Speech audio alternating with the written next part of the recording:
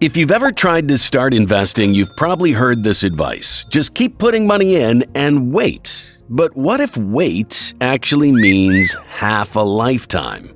Because for most people, that's the painful truth. The typical path to financial freedom is so slow that by the time you get there, you're too old to enjoy it.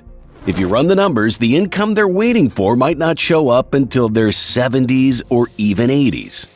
In this video, I'm breaking down why that happens and how you and John can build a dividend portfolio that works faster, not riskier, just smarter.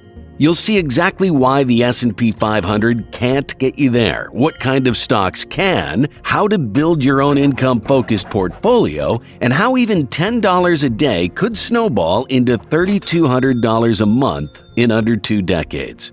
Stick around until the end, because I'll show you how John's plan hit $3,200 a month 49 years faster than the classic approach. And with just one simple change, he made it grow even faster, turning it into the quickest, most doable way for everyday investors to reach it. Now, before doing anything, John defined his goal.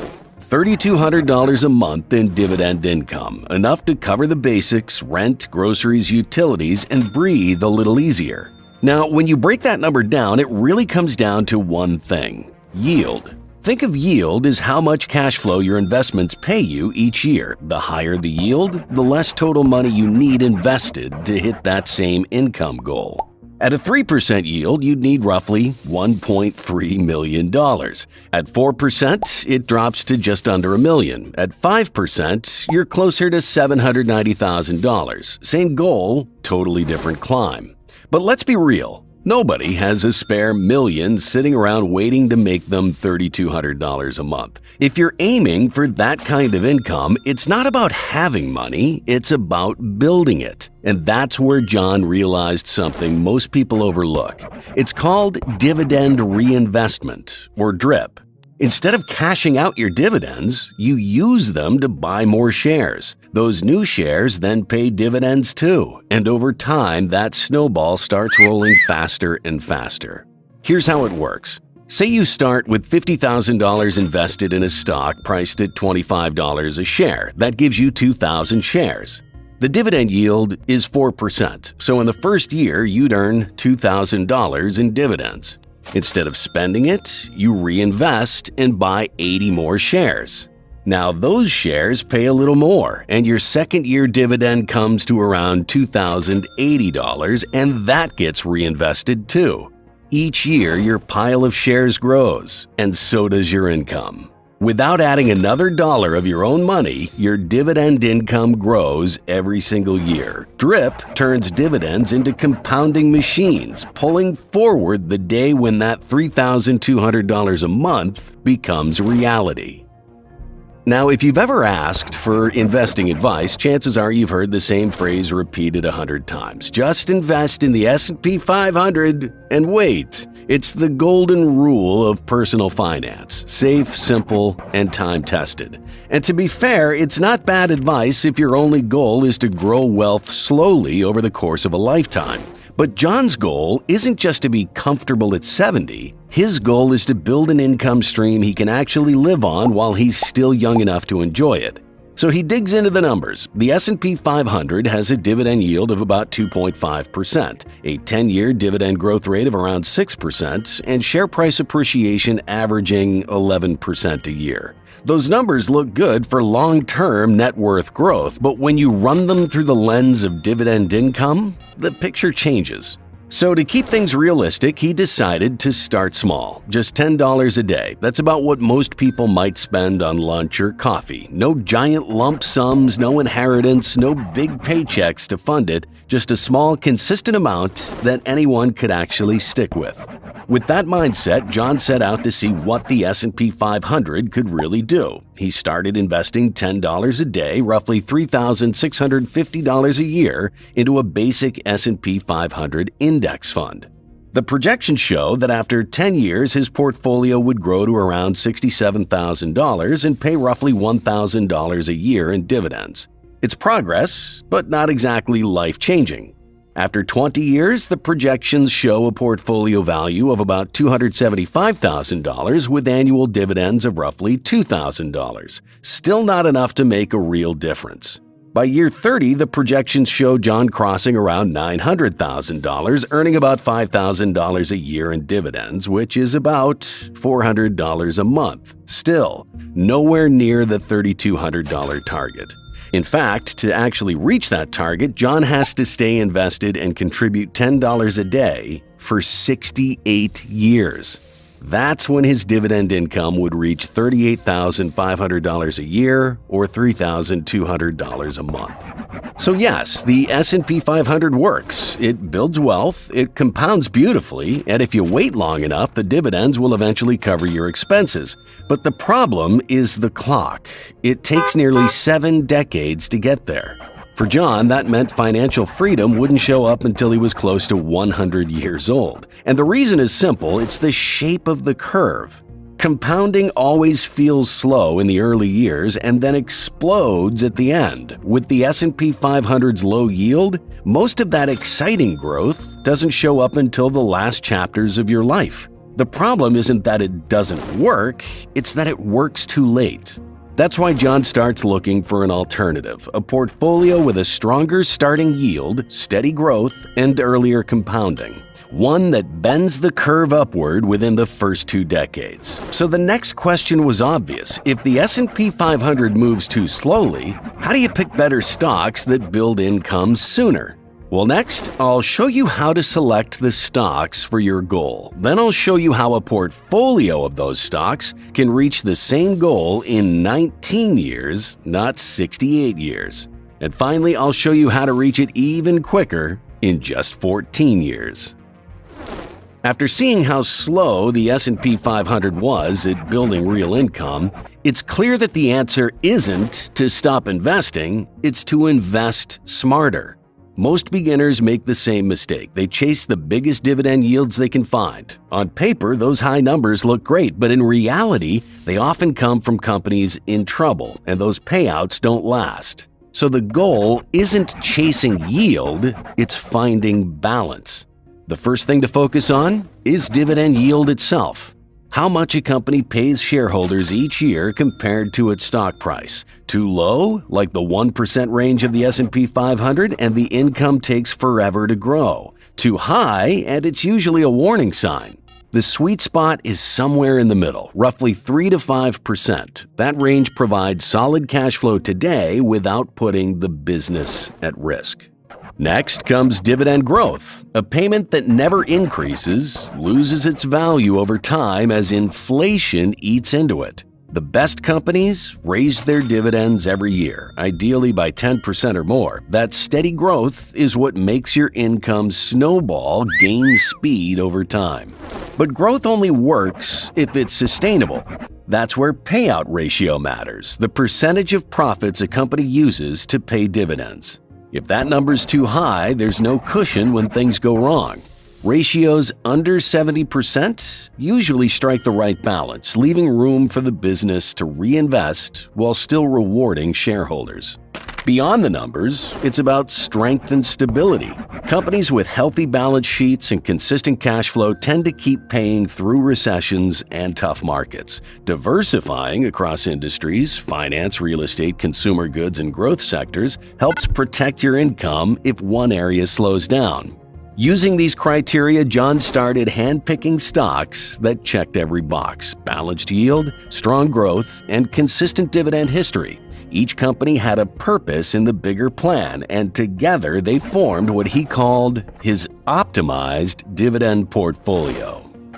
At the foundation sits the Schwab U.S. Dividend Equity ETF, or SCHD, a basket of high-quality dividend payers with a yield of about 3.88%, a 10-year dividend growth rate of roughly 10.4%, and steady price growth of around 7.7% annually. This fund anchors everything else: diversified, stable, and built on reliable companies with long dividend track records. Then comes Morgan Stanley, MS. Its yield may look modest at 2.57%, but the growth behind it tells a different story. More than 22% annual dividend growth over the past decade and price appreciation close to 17% a year. That combination makes it a quiet, compounding machine. Next is Tractor Supply, TSCO, incredibly consistent. Its dividend yield sits near 1.66%, yet it's been growing payouts by about 20% per year while delivering 12.6% annual price gains.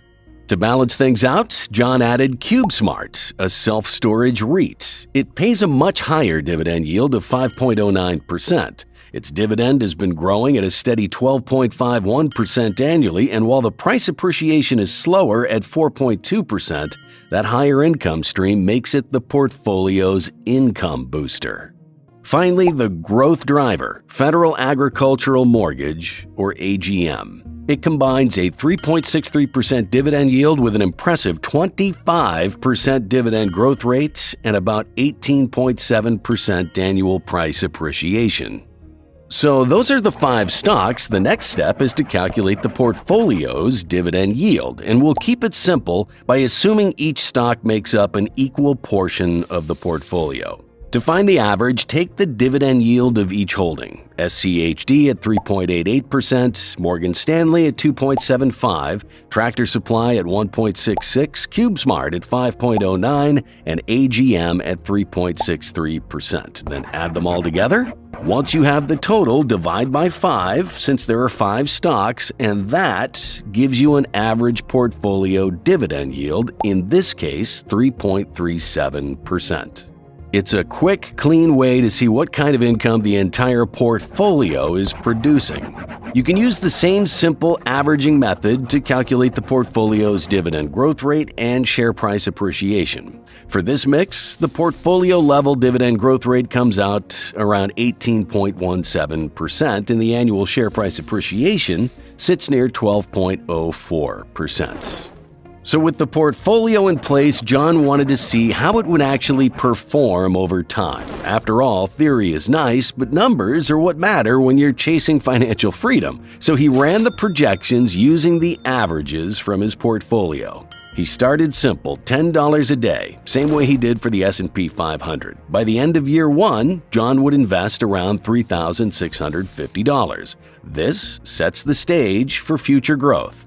After 10 years, the predictions show the portfolio growing to roughly $81,326, powered by both price appreciation and reinvested dividends quietly doing their job in the background. By year 15, the snowball starts rolling faster, climbing to around $220,421 with dividend income of about $1,169 per month.